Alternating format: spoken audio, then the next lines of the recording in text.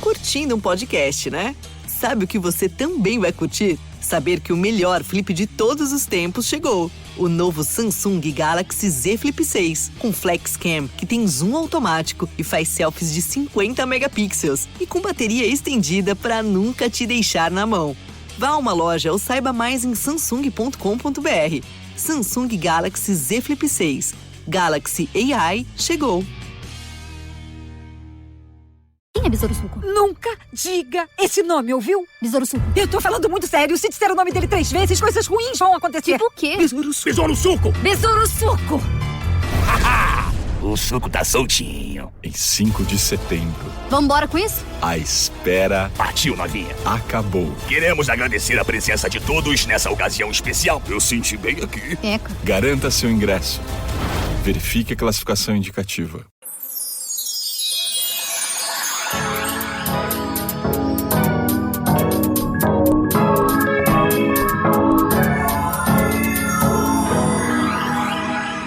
Hi, welcome back to Friend Crush. I'm your host, Amber Akilla. This is my podcast where I talk about stuff and things, cute, chaotic, and critical thinking. I hope everyone is doing well today. I'm recording from my couch. My face is stinging because I was like squeezing pimples while watching TV until like 3 a.m. on a Saturday night. Slay. And I'm gonna head to a pole dance class soon. But this week's episode is gonna focus on just like the concept of haters, understanding haters, like general mental disposition. And then next week's episode, I'm gonna discuss how to deal with haters, or like what to do in the face of hate or conflict. If you aren't out there like starting fights, how can you deal with someone who is like trying to antagonize you or trying to get a reaction out of you? Okay, let's get into it. So for the purposes of this episode, I want to like differentiate between a hater and critique. Constructive criticism. These are two different things. People providing feedback from like a place of genuinely trying to help you with your best interest in consideration is different and welcome in a way that people who are trying to, you know, tear you down in order to make themselves feel better, or people who are masking constructive criticism that actually comes from a place of their own insecurity and a desire for them to sort of shape the world around them to better like appease or suit their image, the image of themselves that they want to uphold, which is like actually sort of like a self-defense mechanism, or people that basically don't want their self-concept or their worldview challenged and create the illusion of giving you constructive criticism, which is actually like hate or shade, you know, not from a place that is actually with your best interest in mind, considering your point of view and where you're coming from. I've dealt with all of the following across my lifetime, and I'm sure many listeners have also experienced this too. It's just an inevitable part of being alive. I think the people who have never experienced any constructive criticism or any hate, they're not doing anything that's interesting, basically. So the price of having a personality is that you'll have haters, okay? And this is something that I struggled with a lot when I was younger, because I think, you know, being like the only Chinese girl in my immediate social circle at school, and also like not being like one of the girls who's like just moved from Singapore or Malaysia and has like their own community, I was very much like the only Chinese girl in this like social circle that I was in. It was very white, Australia, suburban. And then on top of that, I think I just like knew too much, or was aware too much from a young age. Like, and I feel like, you know, a lot of my friends who are women of color, they didn't realize until their 20s that they were experiencing microaggressions when they were like at school or when they were teenagers or in their early 20s. But I remember and I clocked it every time. And I think for me, the issue was not so much like, why am I don't know. I think what I struggled with was like, I'm not doing anything to you. Like, I'm literally just existing and minding my own business. And people would say crazy shit about me being Chinese or about me being a woman or me being a Chinese woman. And all of these like prejudice, assumptions, discrimination, racism that comes with being who I am, who I did not choose to be born as, but am proud to be. So I feel like it was funny because I wasn't hating on anyone around me for being white because I didn't think about it. I thought about everyone as just a person, and I assumed that like that's how other people would think. So it was so confusing to me to experience racism when I was really young, because I was like, I don't think anything about you and the color of your skin. What does the color of my skin have to do with how you treat me, right? And like, also because I would point this out, that would confuse the hater even more, and then they would double down and become even more hateful and spiteful, because, you know, the only thing worse than being racist is being called a racist, of course. So also at the time, like literally no like societal, cultural, broad cultural understanding of like racial inequality and how to deal with it. To this day, we still don't have like a broad understanding of racism and how to deal with it and how to handle like people pointing out that you have a prejudiced worldview that could be offensive and like not humane. Simply look at the world around us, it kind of speaks for itself. But yeah, I think then as I got older and I went through my Asian angst phase, which was probably my late teens, most of my early 20s, reconciling with the racism that I had experienced, was experiencing, misogyny I was experiencing. And I think like I used to feel this need to fight back against the people that I was around, because it wasn't like hate coming from random people when I'm like walking down the street. It was like, oh, which of my friends is going to say something really fucked up today that's going to like indicate that they see me as less than human or less deserving of respect, or like I have some kind of innate flaw as a result of my ethnicity. I think that was like a really traumatic period, because again, like I wasn't treating my friends or seeing them any differently based on their skin color, but I was being constantly reminded of the ways in which I was not considered equal to them. And I don't like necessarily blame those individuals, because I understand like the broader context in which we existed, but it doesn't change the trauma nonetheless and like the processing that I had to go through. But I think that like what I realized towards my mid to late 20s, or especially after I left Australia when I was like around 23, was that I don't have to be friends with people who don't see me as an equal. You know, I don't have to explain to people or justify to people that, you know, I give like default care and respect to, that they should give that back to me. If they are not willing or capable of doing so, that is a sign that we're fundamentally incompatible, because there's actually plenty of other people in the world that can see me and treat me with the same respect that I can extend to them, and regardless of skin color. You know, it was just unfortunate that when I was younger, I grew up in a very small, isolated community, and for a long time it just felt like, well, if I'm not friends with these people, I have no friends. You know, like I remember telling my mom when I was younger at school, like, I'm getting bullied, or like people are being racist, and she was like, why do you even want friends? And, you know, for a really long time, I didn't really understand my mom's point of view. But as I get older, I'm like, yeah, you really only need like 3 or 4 people that you speak to on a regular basis, and everyone else is kind of like an acquaintance. And that's not to say, that's not to place a value judgment on your relationship with people. It's just like as you get older, you have more and more responsibility. You have less time to just like socialize for the sake of socializing. So you just naturally have less energy that you can allocate to developing like, you know, more intimate friendships or relationships.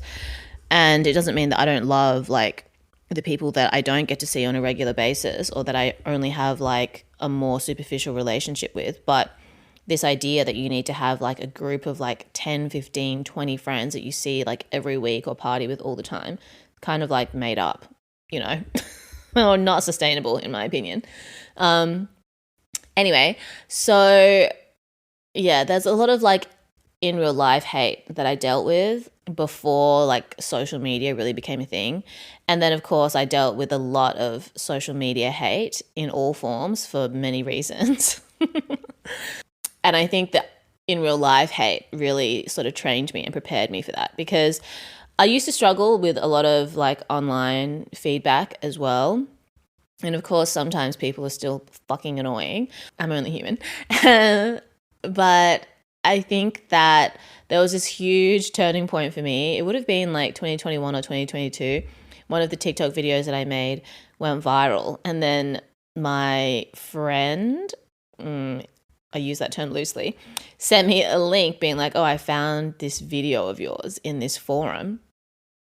And I opened it up and someone had taken my TikTok video. I was talking about hookup culture and like a study that had been done on hookup culture. So it wasn't even necessarily like my personal opinion, but, you know, I would like discuss the study with my point of view or experience, like validating the study kind of.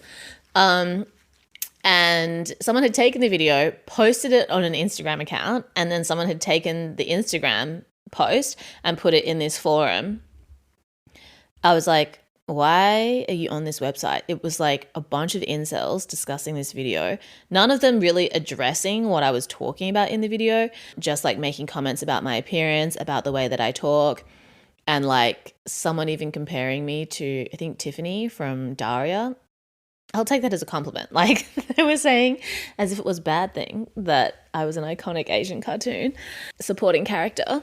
That was like such a turning point, because in that moment I was like, oh, I don't really care about what these people think, because who are they? Firstly, a bunch of faceless losers talking in a online forum about me, okay, obsessed, much. And also they will never have the privilege of breathing the same air as me, period. Also, like, there is so much more to me than this one, 2 to 3 minute video of me talking about hookup culture. Like, they don't know me. This is not like a personal thing at all. It's just like their feedback on this video of this girl that they've seen. That's not a whole representation of me, not even like 0.00001% of me, because by that time I'd done enough self-work to feel more like, embodied, as I say, in my own skin, to understand and have awareness of like all the different facets and dimensions that make up who I am, and the effort and time that is required to get to know me the same way that it's required to get to know anyone else. So how can someone who's seen a 3-minute video of me be able to make like a conclusive statement on who I am as a person? You just can't, and I can't do that for anyone else either. Everything is just a projection anyway. So it was funny because I was like, why are you on this website? He was like, oh, I usually go on here for like hip hop drops or whatever. I was like, you can't just go on like billboard.com. Anyway.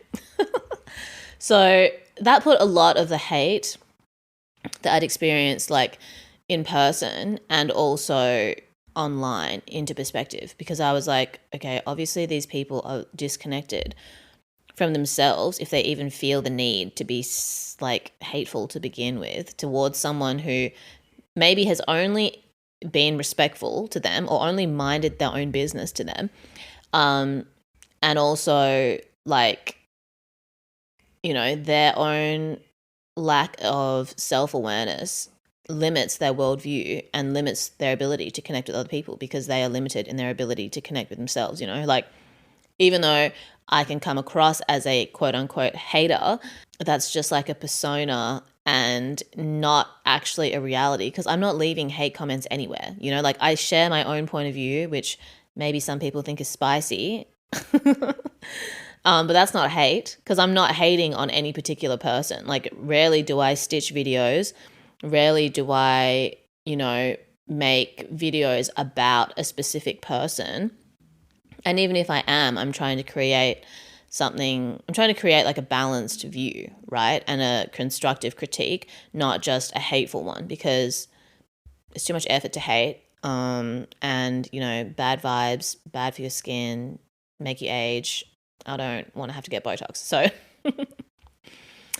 yeah, I think also because like when I was younger and I recognized that I was different to other people, not just like because of my race, but also because of my like socioeconomic background or like my family structure, I felt like, okay, or I was aware that I was probably going to have to deal with a lot of challenges, whether within myself or around me, because, I grew up with a single working mom, not like a 2-parent household. I mean, now that's like more common, but for me and where I grew up, it was like, and also my grade, like cohort, most people had like 2-parent families, and even people who had divorced parents, like the dad was still kind of around.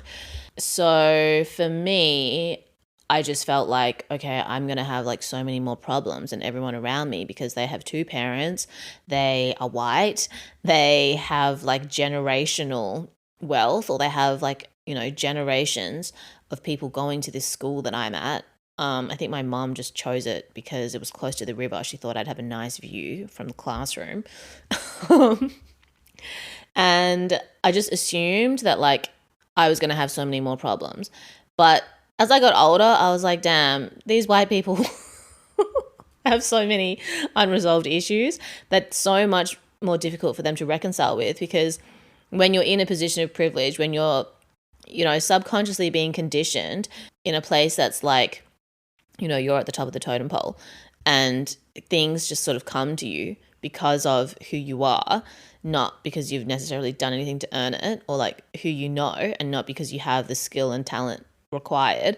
It can be really hard when you sort of reach the limit of that. There are limits when you're relying on external things to provide opportunities and connection, and not like developing the skills within yourself to sustain it at the same time. It's interesting the way that everybody has problems, regardless of what your race or socioeconomic background is. I think one of my really close friends growing up, she was like so hot and so talented and genuinely so like hardworking, and she was kind of like low key about her intelligence, and I think she'd also been convinced that she was a dumb blonde, so she would play into that trope more.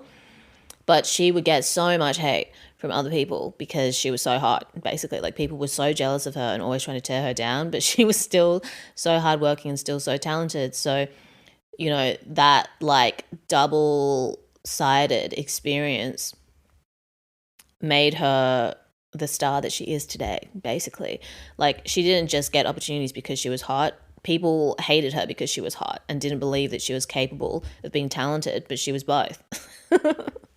So I think that sometimes the hate or the negative opinions of others can be transmuted, can be alchemized into motivation for you to dig a lot deeper than if you just had it handed to you, because once you have it handed to you, it's not sustainable. If you don't know how to maintain it on your own, it will be taken away from you. It will be challenged, and it will be way, way harder to pick yourself back up because you won't know why it's being taken away from you. You didn't have the awareness of understanding that you've gotten something because of your privilege. And then when that's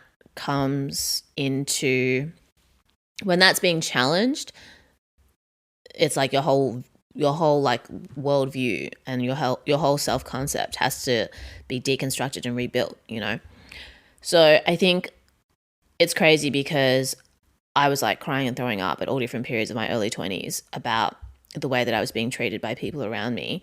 And now that I look back, I don't even like feel that much bitterness towards those people, because I recognize that we were all coming from our own context. And at that age, we just lacked self-awareness. It was just unfortunate that I was more aware of like social issues that manifested in my identity than others. And now I'm like grateful for those experiences. I'm grateful that I got it out of the way at a young age, because now I'm like generally quite unfazed by hateful comments, and I'm more fazed by people just being not smart about the way they communicate and having my time wasted. And that's just something that you can't control. It's like even the barrier to entry for that is even lower than if someone was a hater. Like, for someone to make comments about how I look or who I am, I'm just like, okay, whatever. But if someone's like wasting my time in the way that they communicate with me, especially if they want something from me, that's like so triggering, something I need to work on.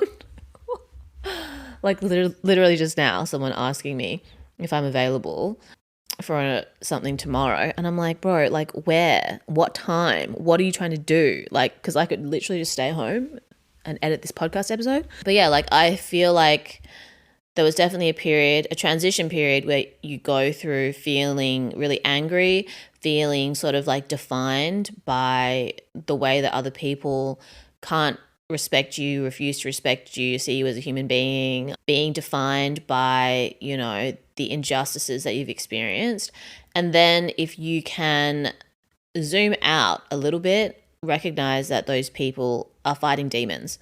Okay, like what is possessing people to go out of their way to be hateful towards someone who's literally done nothing to them? It would be so different if I was like starting fights, but I don't start fights, you know, like I'm a very non-confrontational person. It is so different doing your own thing, staying in your own lane, sharing your opinion on your personal account just about the things that you observe versus like calling someone out directly in their DMs, in their comment section to their face. Like I'm not that type of person at all.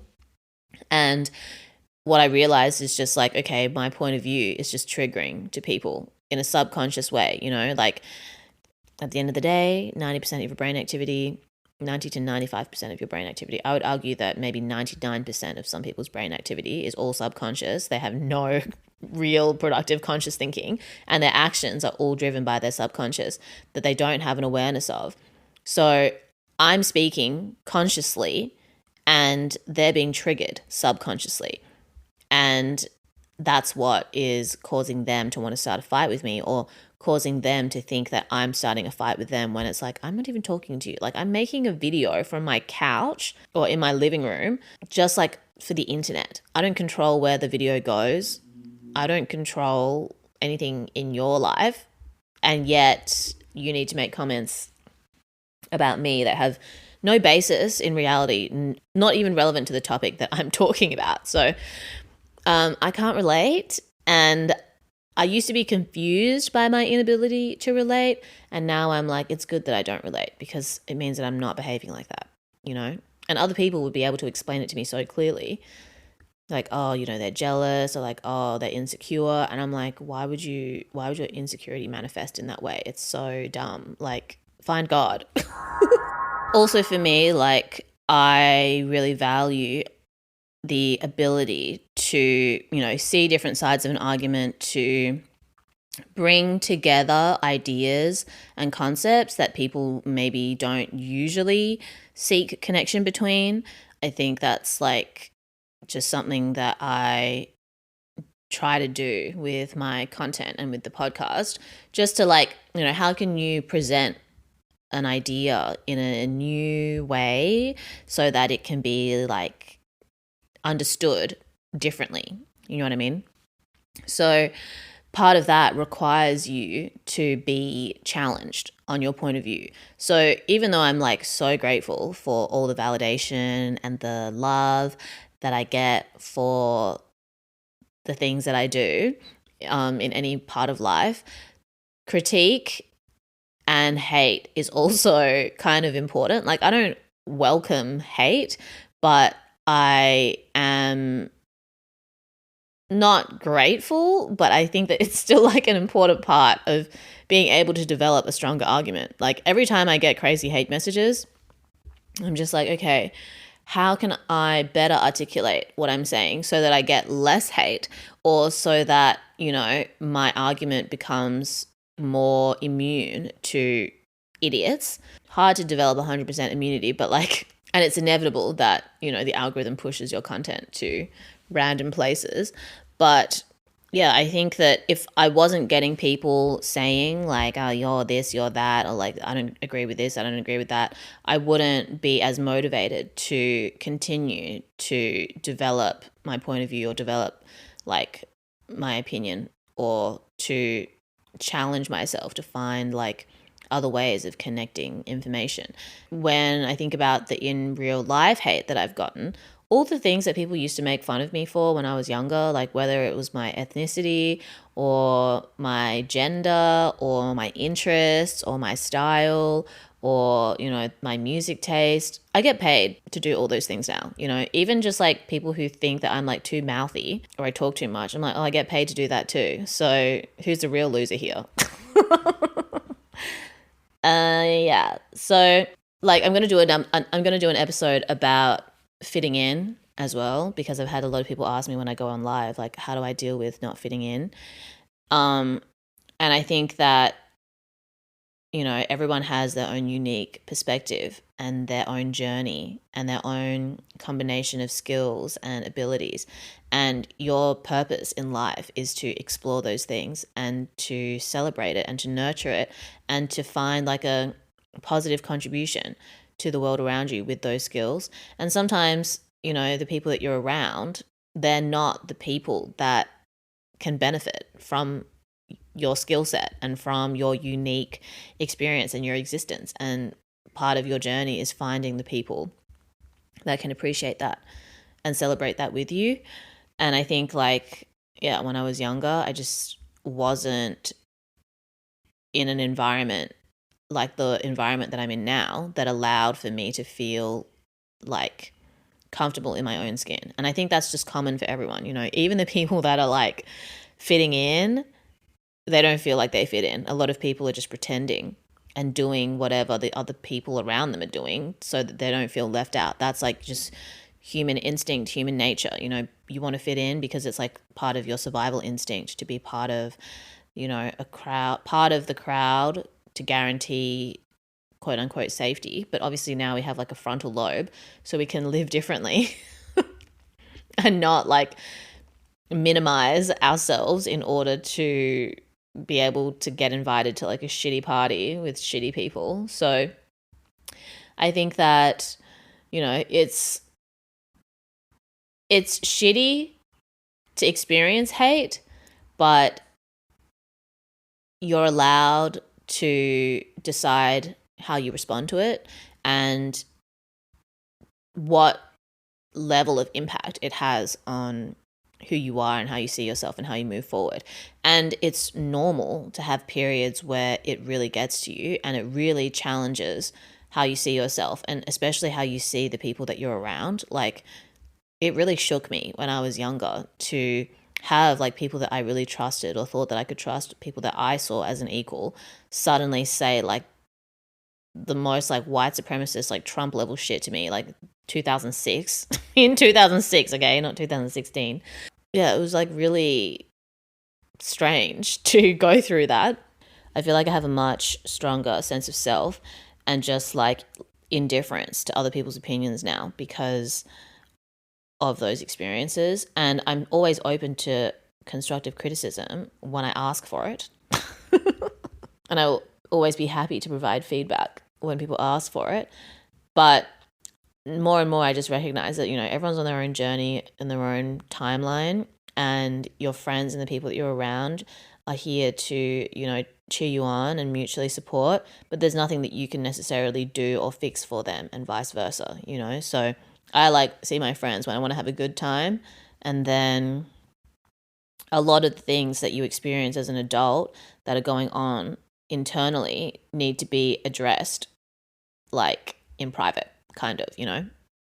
I mean, the things that I talk about like on my podcast are not things that I really talk about with my friends anymore because it's like a private or personal journey to seek this kind of information and figure out how you can apply it to your own life. I don't think that like your friends can necessarily do that for you. Like, I am your internet friend. I can like tell you what I've done and you can take this information and apply it to your life, but you can't really rely on other people to define or determine how you respond to your life, in that kind of like intimate relationship way. You know what I mean? Like, there are some times when my friends or I have like recently experienced something and we're just trying to get feedback or trying to soundboard it.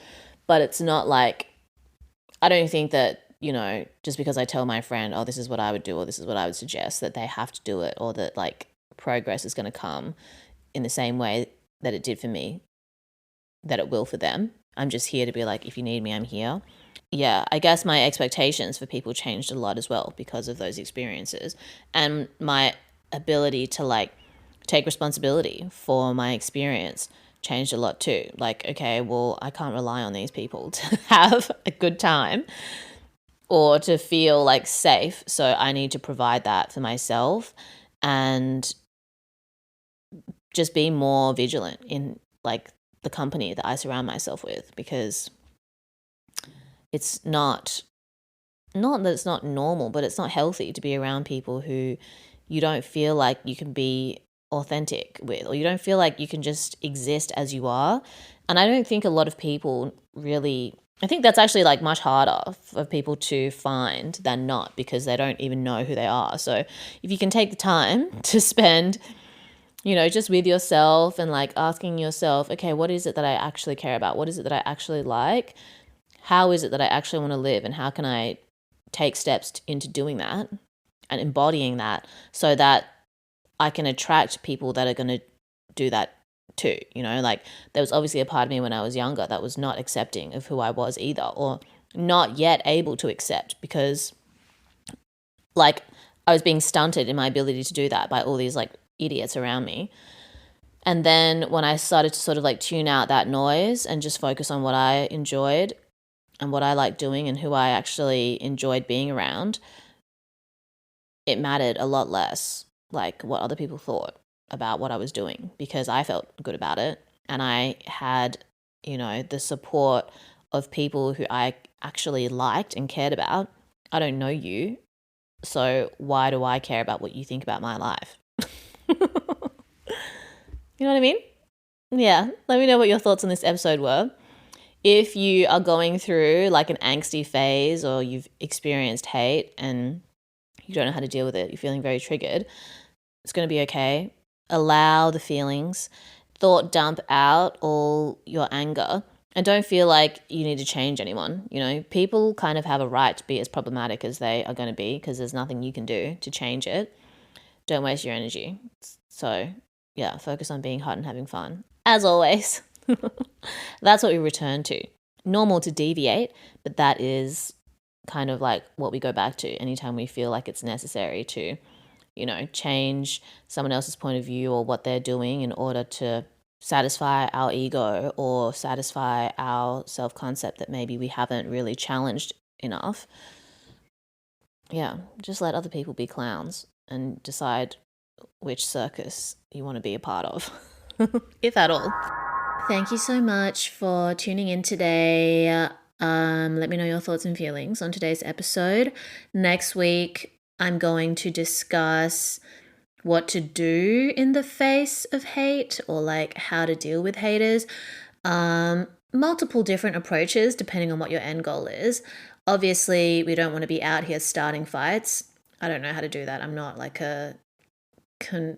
a conflict-driven person, but people are going to hate on you regardless of what you're doing. So it's important to learn how to fight so you know how to respond, or whether it's even worth responding in general.